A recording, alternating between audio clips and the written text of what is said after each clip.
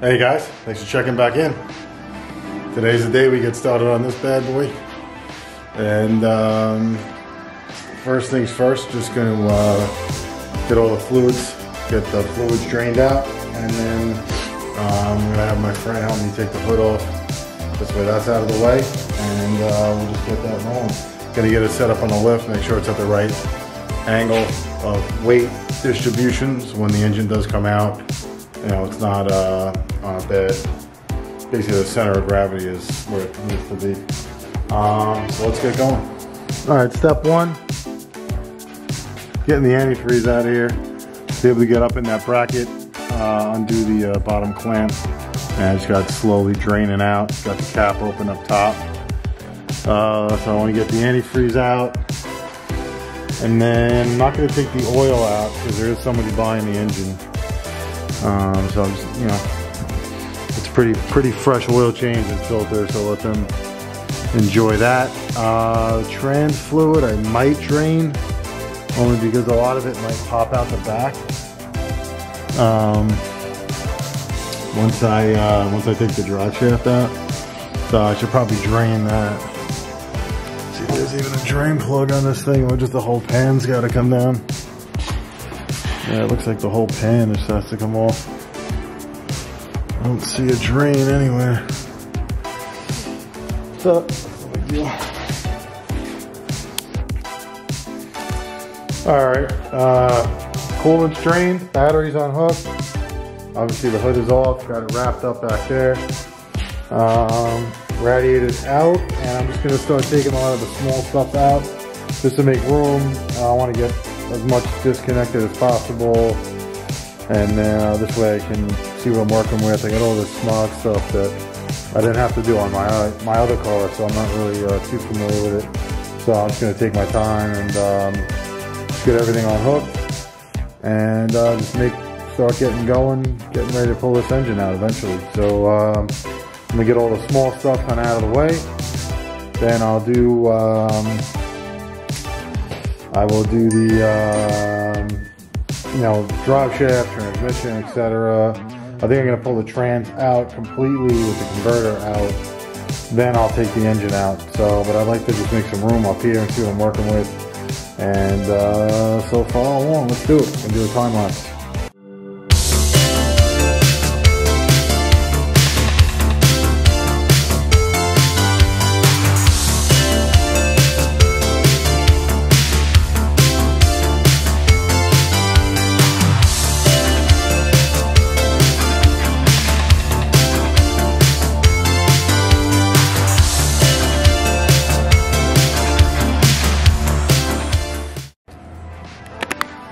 Alright, so I got some small stuff taken off.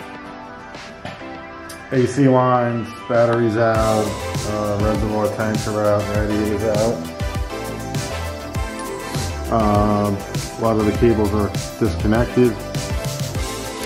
Got these lines all tied up nice. This is the main harness. This harness is going back, goes down in there, through here. And there's a passageway getting into underneath the dash, which I'll show you. I have some of that undone already as well. And basically I'm gonna get the harness out completely, because the harness is gonna stay with the engine. So I might as well just leave it all connected. Just get the harness out, wrap it up, leave it on the engine. This way it's pulled and it's good. The new owner of the engine and trans is going to take the harness with the ECU, so he has it. And so let's do that now. I got the wheel off. I got to get this liner out so I could access. There's a little plug back there. There's basically a little pass-through that I got to take apart, and I'll show you that in a sec. All right, so here is this was on the inside. Try to widen this up.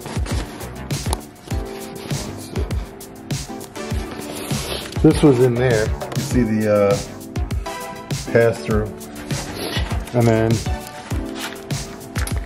these little push pins are on the inside. But also they kind of glue it together on the outside, I guess, for weatherproofing reasons. So you kind of got to just pry it out a little bit, and then it pulls right out. And then these are the cables. These two are in the ECU up behind the dash, and then these two are connected to a couple other little harnesses in there that control other things. But all of this is coming out. This is basically all the engine management, which we don't need. So I'm gonna get this up through here, wrap it up nice on top of the engine.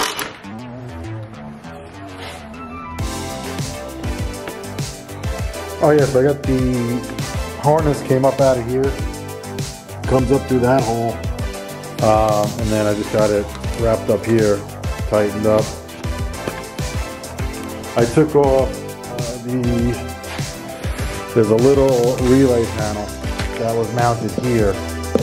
2 bolts, unbolted that, have that tied up. That's going with the engine too. That's whatever relays those are. There's one for the fans, and I don't know, one's probably fuel pump and stuff like that. So yep, those are going with that as well. I took off this is the brake booster vent line, putting that on the new engine.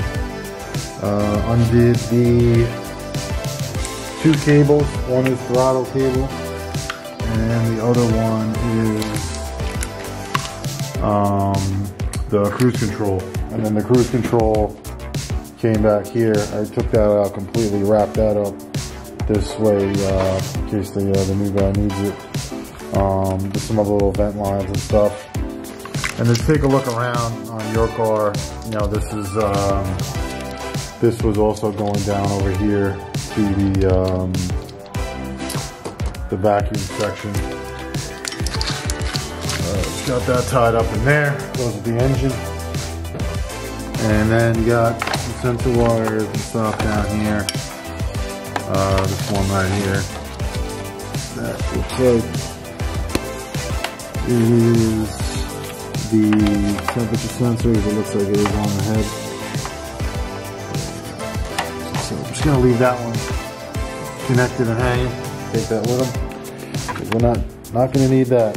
As far as connections to the engine left, I have 2 fuel lines, which I'm gonna wait right until I take this thing out. This way gas isn't leaking everywhere. So one's the feed, one's the return line. They're right here, going in. And then I have the 2 power steering lines. One to the pump, the high pressure line to the pump, and then the other one is the return line, or the cooling line that is the return eventually, but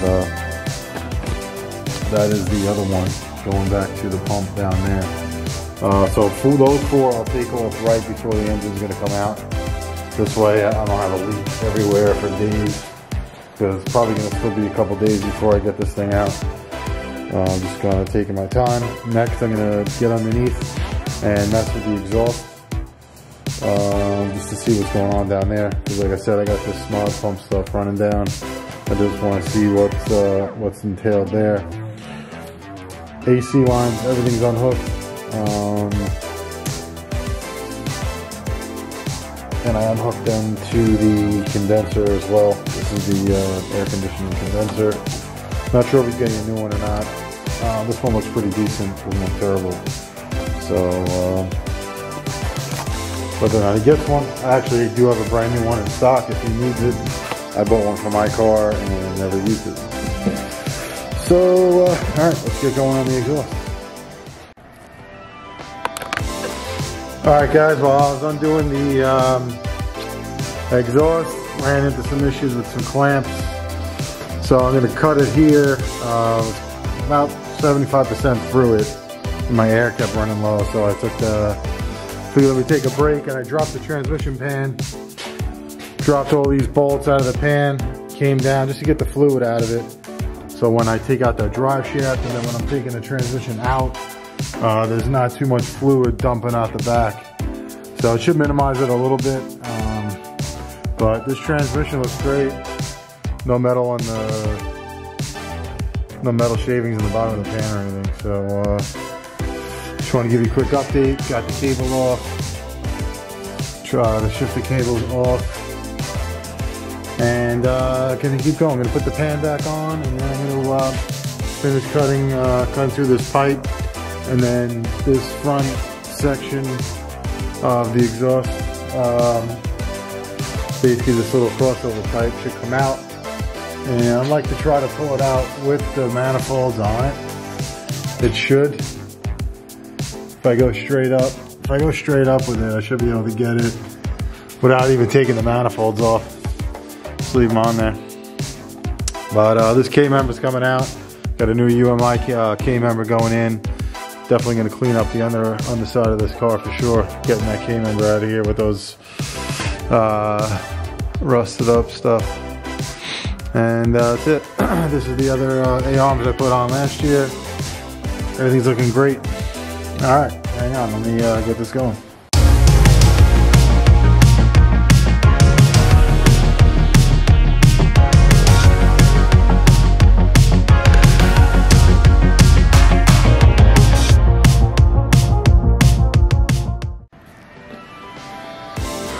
All right, as you can see, ended up taking the drive shaft out too on under here, and that was just these four bolts here with the two straps holding the yoke together, and then it just slips out the back. I did put the drain pan there just in case, but I think if any fluid's going to come out, it's when I loosen up the cross member and drop it down. But probably not going to do that for a little while. While I'm under here, I am going to take off all the convertibles. This way, when I pull the trans out, the converter will come with it. And put the pan on. Cut this. Exhaust is gone. As you can see, it's just that's the actual manifold there on both sides. So I said I'm trying to leave those on there. Pull it all out at once. And that's it. I'm gonna keep going. I'm gonna get these across the convertibles out, and then maybe I'll start loosening this up. But I gotta figure out what I can put this transmission on when it comes out, because I don't have a transmission jack for a lift. I only got one, like a low one. So worst case, I gotta lower it down and lay down and do it. But let's see what we can do. All right.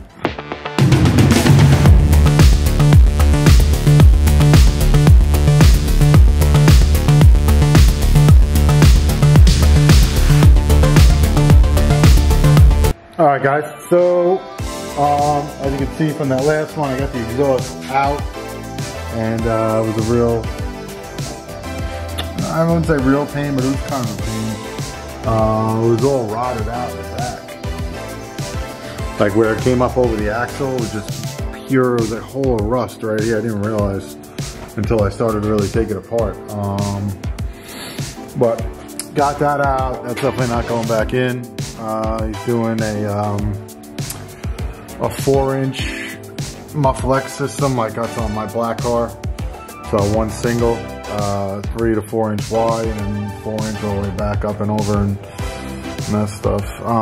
So today's project is going to be getting this transmission and converter out. I'm gonna try to grab a big, I have this kind of a platform thing on wheels. I'm gonna try to get in here and get the transmission out and put it on that. So stand by.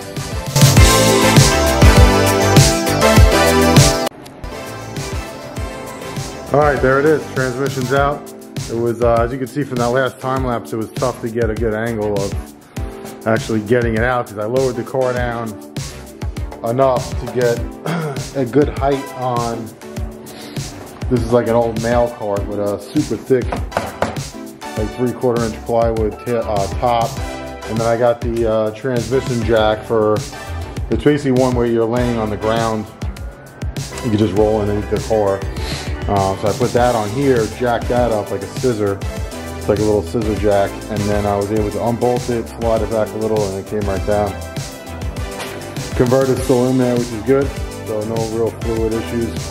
I did cut these lines, the cooler lines, because whatever it's going into is going to obviously have a different setup, different cooling setup, so no reason to keep those lines intact. Other than that, looks good. Pretty clean up here. Had a little bit of leaking, but most of these cars did. So I'm sure, yeah, it's a little wet over there too. Probably that back engine cover probably had a little leak, or the pan gasket or something. But all in all, good shape. And engine's next. So let's get it. All right, guys. So what I did was I got the nuts off the car on the motor mount nuts. While it's up here, it was just a little bit easier. This one was a little bit tricky getting in there on this driver's side, but figured let me get the nuts off, and this way it's not, I'm not fighting with it while it's low. So I'm gonna lower it down, get the winch set up. I mean the engine crane, get that set up, and slowly take it out. Everything's pretty much disconnected. I can't really see behind the engine, so as that comes up, I'll probably have to unplug this or that. I'll tackle that when I get there. So let's go. All right, motor is basically unlodged. I got chain on that side. I got a chain on the bracket by the alternator, and I'm just gonna slowly go up. Popped out the both motor mount bolts. They came right off since I had them all the way loosened up already. Leaking a little bit of antifreeze. Set you up on a time lapse. Let's get this bad boy out. Minor oversight on my end. The fuel lines and the power steering lines I was waiting for to take off. Yep, forgot to take those off. So I'm like, what is going on? And I noticed that those weren't disconnected yet. I got the fuel off. Power steering was locked on there, so I cut it. And like an idiot, I cut it in the wrong spot. So I'm just waiting for the reservoir to drain. Got a little bucket down there, but man, this is a lot messier job than I thought. Got coolant flowing out still from other areas, and it's all good. But all right, so wait for that to drain, and then we will recommence.